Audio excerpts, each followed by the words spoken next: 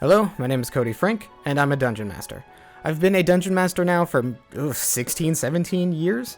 I wanted to figure out some kind of way that I could get on YouTube and spread the wealth of information that I have to help others, so I came up with this idea to do a series called D&D Encounters and How to Run Them. So I wanted to do my first episode on Goblins because, well, Goblins are a staple in the D&D mythos, and it's just something that everybody will know. Now, goblins are a staple in the D&D community, and I feel like a lot of people just kind of throw goblins at players without thinking too much about the way goblins think and the way goblins should strategize and things like that. So I wanted to run a quick scenario of how I feel that a goblin group would strategize around a party. So I wanted to create a scenario with 4 goblins fighting 2 party members in a warehouse. So this is called Goblins in a Warehouse. Now, this can easily be converted into a cave, a forest, a mine shaft, anything really, but for now we're going to use the warehouse map from Waterdeep Dragon Heist.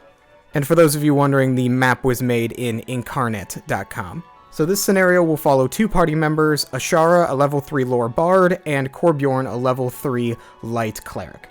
They will be going up against 4 goblins, however they are not aware of how many goblins are in the warehouse. They just got word that goblins have taken hold in a warehouse and need to be cleared out. I've mentioned before the map isn't really that relevant, but we're going to use the warehouse from the Waterdeep Dragon Heist book because it's just something that I can easily use, and we're basically only going to be using the bottom floor as well. So, our party finds out through some rumors in town that a gang of goblins has been held up in this warehouse and needs to be cleared out. They go into the warehouse knowing no other information, they're not sure how many goblins are there, but they decide to attack the warehouse at night, hoping to get a surprise on the goblins. We'll say that this encounter takes place in fall, so we will mention that there are fallen leaves in the field before they enter the door.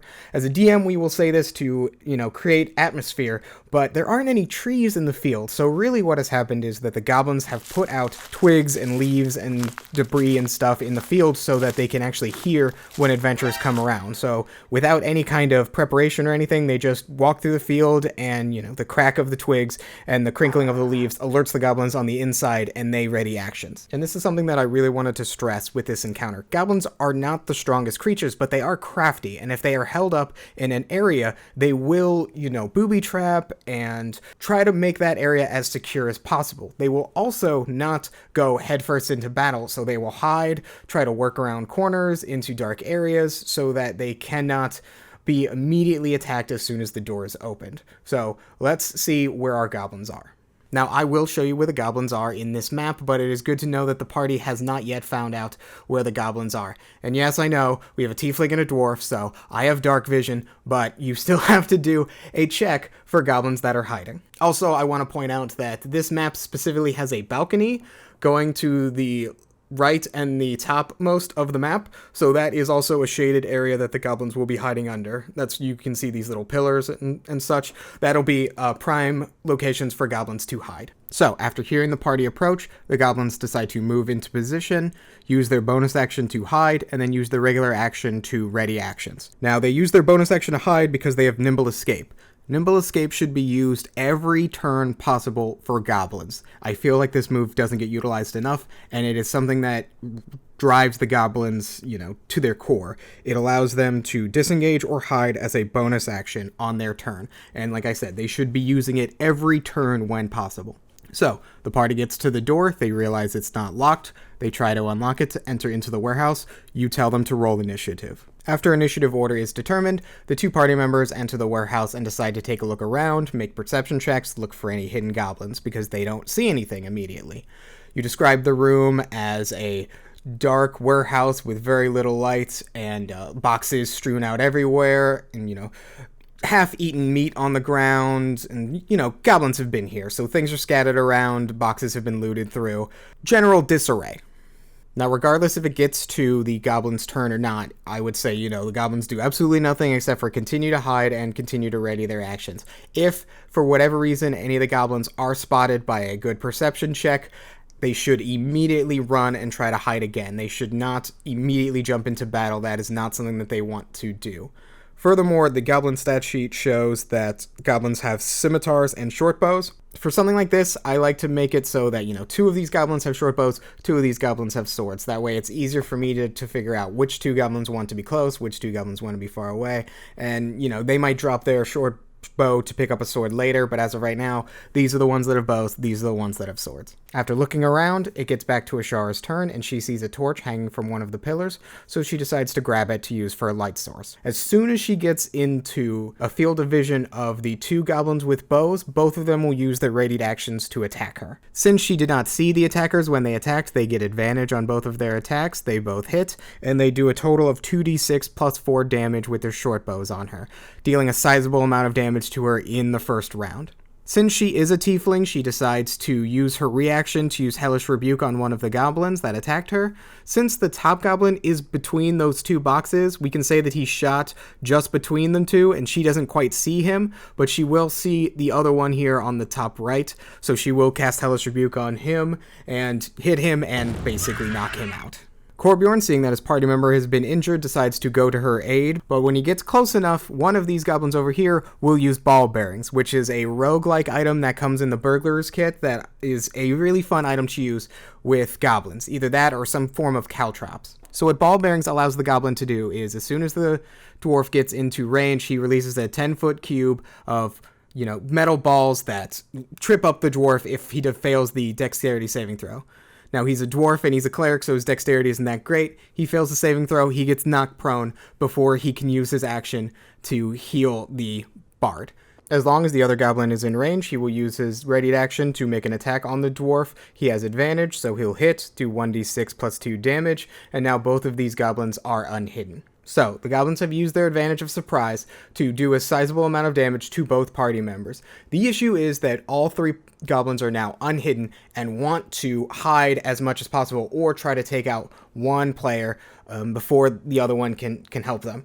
Seeing that the bard is at half-life, the goblins probably won't, determine that she's hurt enough and just kind of scatter around the warehouse at this point. You would think, well, they want, these 2 goblins here on the dwarf would want to just kind of wail on him. Possibly you could go that route with the 2 goblins with scimitars can just continue to wail on the 2 party members, but more realistically what would happen is they would want to scatter, try to find a corner or, a hiding place possibly. Use Nimble Escape as much as possible. As soon as it's their turn, go somewhere that the party can't see them, hide, and then try to ready an action for a surprise attack as soon as the party comes looking for them. Obviously, the party can, get wise of this and be more vigilant, can try to walk around it. You can climb up the boxes if you want, try to use your environment to the advantage. Something fun that you could do in this environment is if you say you have a big box with a smaller box on top of it, you could have 2 goblins hiding behind those boxes and just kind of push the other box onto a party member if they, walk on the other side, or something to the effect of, jump onto it and try to do a attack where they cover their face or jump down onto them. You have to use the environment to your advantage if you're a goblin. Jump down on them, knock them prone, and then immediately run away and hide. You want to attack, run, and then attack again. You never want to attack multiple times if you have the option to run, run. So I won't play out this entire combat, piece by piece. But, we want these 2 goblins to scatter around and run away. We want this goblin to run as far away as possible and then start shooting. Maybe he runs to the 2nd floor and gets onto the balcony and shoots down onto them. Maybe this goblin runs all the way out the door and then, leaves, goes around and comes back, or just straight leaves. Sometimes, if the goblins feel like they aren't going to win, one of them or multiple of them might just, bail. This goblin and this goblin probably would want to run into this corner here with all the boxes, or possibly the left corner, and hide out as soon as the party comes looking for them, pop out, do an attack, and then try to bail as quickly as possible. Again, the idea that goblins are just going to stand one-on-one with you and just fight you is not realistic in their eyes. They have Nimble Escape, they can disengage as a bonus action, they can hide as a bonus action. Do it as much as possible. I know I'm saying it a lot, but that is the core element of goblins. At the end of this combat, your party should be, annoyed. I know that sounds weird, but that's how goblins are supposed to be. They're supposed to be annoying. you should be, annoyed that, a goblin pops out, hits you in the head with a scimitar, and then the next thing you know, he's disengaging and running away behind a box, and then when you chase him and check behind the box, he's not there. It should be a combat to where you see an arrow, fly into your party member's shoulder, and then you look over to where it came from, and you don't see anything there. It should be a combat to where you're constantly running around, you're constantly trying to figure out under what crevice or under what plank or behind what box a goblin is hiding just to pop out and hit you over the head. And, even in this combat, I can say that, the one goblin, eventually bailed out, but he could sneak back in and, attack these guys while they're trying to look for another one. It's supposed to be annoying. The number one thing that I can say about combats like this, even if it's not goblins, kobolds, whatever, never tell the party how many goblins there are. I can use these 4, but I can make it seem like there's like 7 or 8 of them just by, having one hide, pop out, attack them, run, have another one pop out, attack them. They have no idea how many goblins they are fighting. And with the traps that are going around, like let's say that between one of these pillars and the wall here, we could have a wire trap that has a net. So they hit the wire. It's, DC 10, so it's easy to see, but if you're just chasing a goblin, you don't quite see it. And then as soon as the wire, gets tripped, a net falls onto you, and now you're prone and you're in a net. So as soon as you're in a net, another goblin with an arrow, fills you with arrows. The goblins should always have some kind of Home Alone, Rube Goldberg system. If they've held up in a spot long enough, they should have wire traps, they should have caltrops, they should have, logs, swing log traps, boxes that are rigged to fall on your head, the classic open a door and something that was holding on the half-open door falls onto you. Nothing that hurts you specifically, a swinging log would hurt you, but nothing that's, deadly, but things that are annoying. Another perfect example is pit traps. Now, obviously, for something like this, there wouldn't be a good way to do pit traps, but if you're in the forest, pits are easy. If you're in a cave, pits are, something that's more easy. I could have did a pit trap with the leaves in the beginning. They could have dug a hole and then, filled it with leaves, and then as soon as you step on it, you fall through. That could be something right at the beginning to get your party members, really, really knowing what's going to happen. So I don't want this video to drag on too long, but I hope, this idea has given somebody some kind of inspiration to use goblins in a way that really annoys their party members, but in a fun way. Don't annoy your party just to annoy them. Just annoy them in a fun way.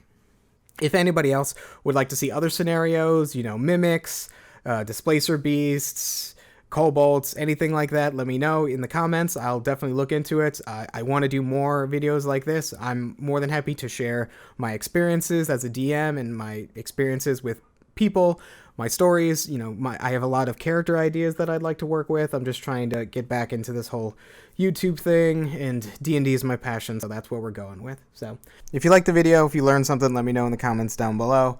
If you want to see more of these, let me know. But until next time, guys, thanks for watching. See you then, and bye for now.